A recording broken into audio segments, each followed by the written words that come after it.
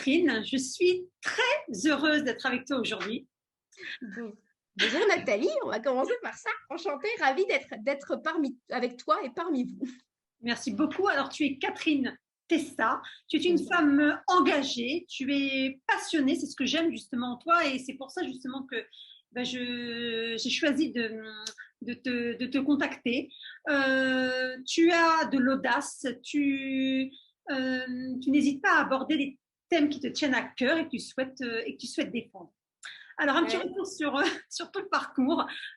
Tu es diplômée de sciences et génie de l'environnement, de management de l'environnement des collectivités et des entreprises. Et tu as évolué à Paris, puis quelques années à New York. Et là, tu as évolué dans le domaine du digital, adapté au secteur de l'énergie.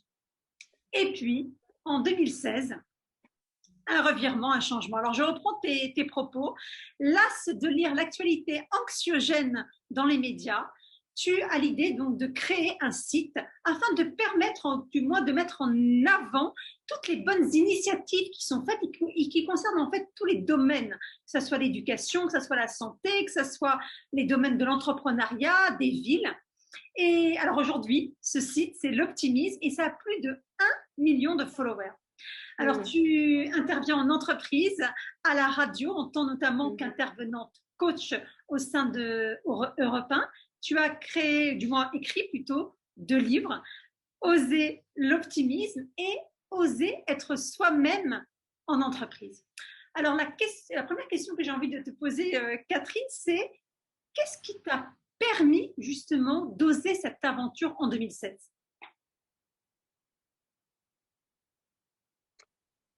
Qu'est-ce qui m'a permis ça? Probablement un besoin, en fait.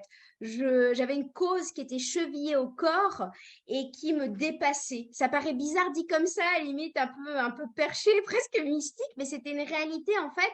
Pendant des années, je me suis dit, quelqu'un allait le faire. Quelqu'un allait créer un média qui mette en avant ceux qui agissent parce que pour le coup, quand tu parlais d'environnement, moi, voilà, c'est ma base.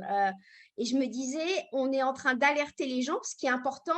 Par contre, on les outille pas à leur donner envie d'agir. Tu vois, finalement, quand tu parles de leadership, tu nous outilles en fait à nous donner envie d'agir. Ça en fait partie.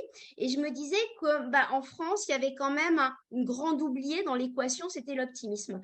On confondait l'optimisme avec la naïveté.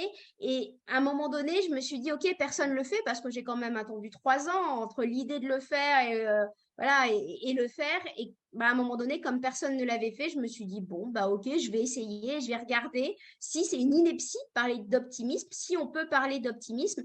Et moi, autour de moi, tous mes copains sont plutôt collapsologues, persuadés que le monde va s'effondrer à horizon 2030.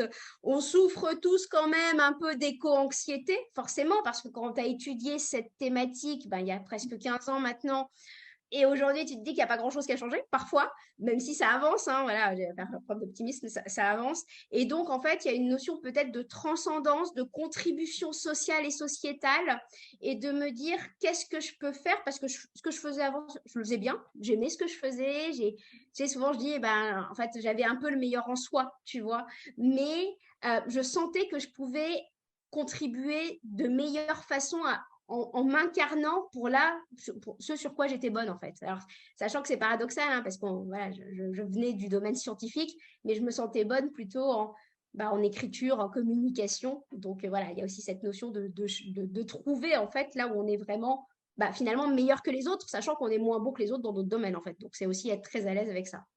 C'est très intéressant, merci Catherine. C'est très intéressant ce que tu dis, en ce sens où vraiment c'est parti d'un besoin de l'intérieur de toi vers l'extérieur. Ce besoin de contribution qui s'imposait, en fait. J'entends, C'est ça s'imposait à toi.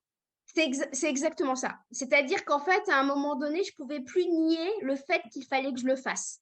Je m'étais assise dessus parce que tu sais, quand tu sens quelque chose voilà, qui te titille presque, qui vient du corps, en fait, tu te dis, mais non, pourquoi moi? Et puis moi, je viens pas du tout du milieu des médias, et puis je suis pas créatrice de site web à la base, tu vois, j'avais rien qui cochait les bonnes cases, faut quand même le dire, hein. Je savais faire des équations chimiques et mathématiques, je savais gérer les processus, voilà, de réchauffement climatique et autres, mais tu vois, j'avais pas du tout ce genre de métier dans les pattes, j'étais pas du tout outillée. mais tu le sens, ça monte et puis tu te trouves des raisons. D'abord, tu te dis, bah non, après les vacances, après la promotion, après un nouveau pays, après ton mec, après tout ce que tu veux, tu vois. Et puis finalement, bah, à un moment donné, t'as pas le choix. En fait, c'est une sorte d'évidence et c'est pour ça, à tous ceux qui se questionnent, parce que je pense qu'il y a une douleur aussi. Tu sais, quand tu sais ce que tu dois faire, que tu le fais pas, tu es en zone douloureuse. Et pour moi, c'est la période la plus douloureuse, c'est quand tu le sens et que tu ne le fais pas. Et peut-être de se dire, foutez-vous un peu la paix aussi, parce qu'un jour, finalement, ça arrive et tu sais pas trop pourquoi c'est ce jour-là, mais il y a une évidence en fait. Merci. Alors, justement, la question qui me vient plus largement, Mhm. c'est quoi oser pour toi? Est-ce que c'est une question de discipline? Est-ce que c'est une question d'autorisation, s'autoriser aussi à peut-être à se sentir libre ou à, Ouais. à s'affranchir des peurs?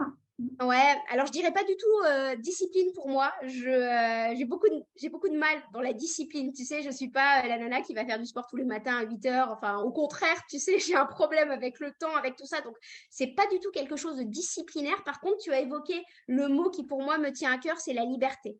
C'est-à-dire que pour moi, oser, c'est avoir la liberté finalement de s'accomplir, c'est avoir tu as aussi évoqué le mot l'autorisation, c'est avoir la permission en fait, et c'est se donner la permission d'être libre.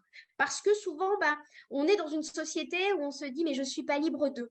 Parce que bah, financièrement, parce que socialement, parce que dans ton couple, parce que dans ta famille, finalement, tu te rends compte quand tu commences à faire le pas vers oser s'incarner, tout ce qui te tient finalement à cœur, tu vois, bah, très rapidement, tu te rends compte que bah, toutes ces limites, en fait, toutes ces non-libertés que tu pensais avoir, en fait, n'en étaient pas. Les non-libertés, souvent, beaucoup étaient bah, dépendantes de ce que toi, tu te sentais permise ou permis de faire.